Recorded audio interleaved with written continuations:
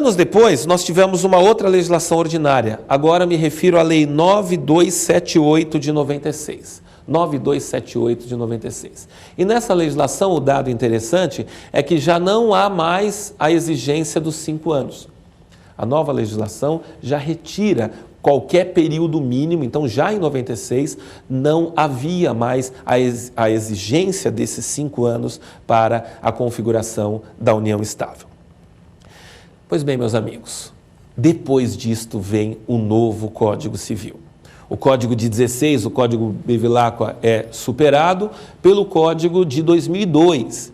E este Código de 2002, já falando a mesma linguagem da Constituição, abre um capítulo específico para tratar da união estável.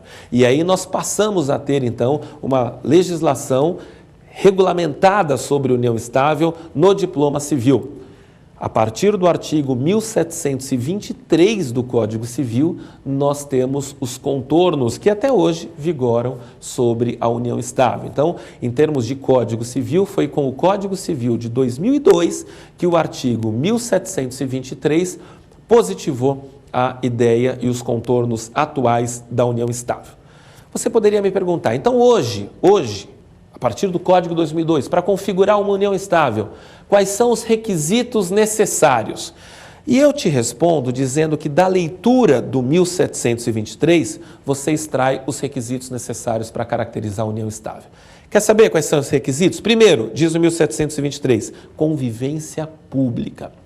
O Código se preocupa em deixar claro que para caracterizar uma união estável não pode ser aquele relacionamento escondido, aquele relacionamento, aspas, clandestino, que ninguém sabia, que os próprios unidos por esse relacionamento tentavam esconder da sociedade ou dos familiares, dos amigos. Não, ao contrário, a união estável tem que ser algo transparente, algo público, algo que todos que rodeiam aquele casal saibam que eles vivem em união estável. Então, a publicidade é hoje um elemento fundamental para caracterizar esta união estável.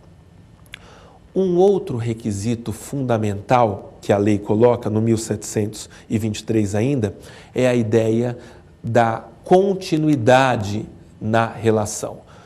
Então, uma convivência pública e contínua. Se você me perguntar o que é uma convivência contínua, eu te responderia pela negativa. É uma convivência não eventual. O Código não quer regulamentar e não quer reconhecer como união estável aquele caso esporádico, aquela, aspas, saidinha de uma ou outra vez. O Código quer algo contínuo. O Código quer tutelar aquelas relações que se repetem no tempo, aquelas relações que, eu repito, não são esporádicas. Então, a continuidade é hoje um outro elemento da união estável. E vou além. O Código fala em relação contínua e duradoura. E aí um problema. Porque quando ele, Código de 2002, elege a expressão duradoura para mostrar um requisito da união estável, ele opta por não definir um prazo mínimo para o que é o duradoura. Então, teoricamente, vai ficar a cargo do juiz, no caso concreto, verificar se aquela relação tem um período mínimo de convivência capaz de merecer a tutela do direito. Então, nós não temos hoje 5 anos, 3 anos, 1 ano, 6 meses, 10 anos. Nós não temos um prazo mínimo. Nós temos a expressão convivência duradoura, que é uma cláusula aberta, que vai ficar para o magistrado, no caso concreto, preencher esta lacuna e verificar se aquelas pessoas merecem realmente a tutela como união estável em razão desse período que em conjunto viveram. E eu colocaria ainda como principal objetivo ou principal requisito da união estável o objetivo de constituir família. O 1723 fala que a convivência tem que ser pública, tem que ser duradoura, contínua, mas o mais importante, as partes têm que, nesta convivência, ter o objetivo de constituir família. Porque é a partir desta intenção subjetiva daqueles que se uniram, de ter e se relacionar como se família fosse, é que nós podemos reconhecer esta união como uma união estável. Pois bem, Estes seriam os requisitos do artigo 1723. Na verdade, quem lê o dispositivo vai falar, Luiz Guilherme, tem mais um requisito. A lei começa dizendo em diversidade de sexo.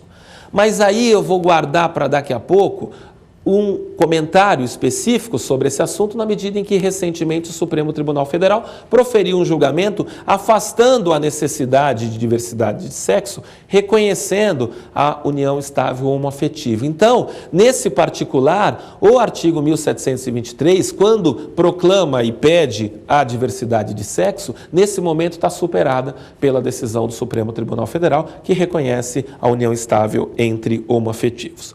Pois bem, outra coisa importante quando a gente fala em união estável é nós mostrarmos que a união estável só pode ser realizada por aquelas pessoas que não estão impedidas ao casamento. E aí você entra numa distinção hoje importante, que é a diferença da união estável para o concubinato. Houve uma época que toda relação não derivada do casamento era chamada de concubinato. Mas nós tínhamos o concubinato daquele que poderia até se casar, mas por opção resolvia viver fora do casamento, e nós tínhamos o concubinato daquele que era casado, mas tinha uma relação a mais. Este que era casado e tinha uma relação a mais, começou a ser chamado de concubinato impuro, concubinato desleal, vários nomes foram dados. Este, hoje, pela redação do Código, é o único caso de concubinato. Concubinato, hoje, é uma expressão própria para aquele que não pode se casar. Aqueles que poderiam se casar, mas por opção resolvem apenas viver em conjunto, estes vão ser chamados de companheiros. Estes vão viver em união estável. Então, qual que é a grande diferença da união estável para o concubinato? É que a união estável, a reconhecida, a regulamentada e a tutelada por lei, pressupõe que as pessoas não têm impedimento para o casamento, mas por sua livre e espontânea opção querem ficar juntas e não querem se casar. E, do outro lado, nós temos o concubinato, que continua sendo, então, uma relação clandestina, marginal, em que as pessoas não têm condições de se casarem porque sofrem alguns dos impedimentos que o Código traz para o casamento. É bem verdade, isso merecerá uma outra aula, uma outra conversa, que hoje algumas decisões já passam a reconhecer alguns direitos da amante. Hoje um tema polêmico e interessante é os direitos da amante. Direitos da concubina, mas isso nós vamos deixar para uma outra discussão, porque no momento nós estamos analisando a letra fria da lei, que reconhece e resguarda a união estável e ainda deixa o concubinato por um segundo plano em razão deste impedimento. Pois bem, outro assunto que eu quero conversar com os senhores são os deveres da união estável. Nós temos no artigo próprio 4 deveres da união estável. Quais são esses deveres? Lealdade, respeito, assistência, guarda, sustento e educação dos filhos. Então, quem vive em união estável tem esses deveres. Você poderia perguntar, Luiz Guilherme, não ouvi você falar na fidelidade. Será que a fidelidade é um dos deveres da união estável? Vejam que interessante. O Código não usa a expressão fidelidade como ele usa no 1566, quando ele fala dos deveres do casamento. Quando ele regulamenta o casamento, logo no primeiro inciso ele fala, são deveres dos cônjuges. 1, fidelidade. Na união estável ele não coloca. Ele troca a expressão fidelidade por expressões talvez mais amplas, lealdade e respeito. E a nossa jurisprudência, em especial do STJ, e eu cito, vale a pena você dar uma lida nesse acórdão. Eu cito uma decisão recente do STJ, no recurso especial 1.157.273, do Rio Grande do Norte, vou repetir o número, recurso especial 1.157.273, que teve como relatora a ministra Nancy Andrighi, publicado no Diário Oficial em 7 de junho de 2010, e nesse julgamento se positivou, se consagrou a ideia de que a fidelidade é um dos requisitos para caracterizar a união estável. Então, em que pese a ausência da expressão no artigo próprio do Código Civil, os nossos tribunais têm exigido a fidelidade da união estável. O que leva até uma discussão interessante quanto à possibilidade de uniões estáveis paralelas. A doutrina se divide, há quem não reconheça uniões estáveis paralelas. A gente tem uma união estável aqui, uma outra ali. Por quê? Porque exigindo-se a fidelidade, você só poderia ter uma união estável. E, na verdade, este acórdão acaba positivando esta ideia de que o sujeito tinha uma união estável, as próximas que ele teve não seriam reconhecidas como união estável, porque assim como se ele fosse casado, esbarrariam no casamento, esbarrariam na união estável anterior. Este é um posicionamento doutrinário. Nós temos muitos autores que sustentam que se o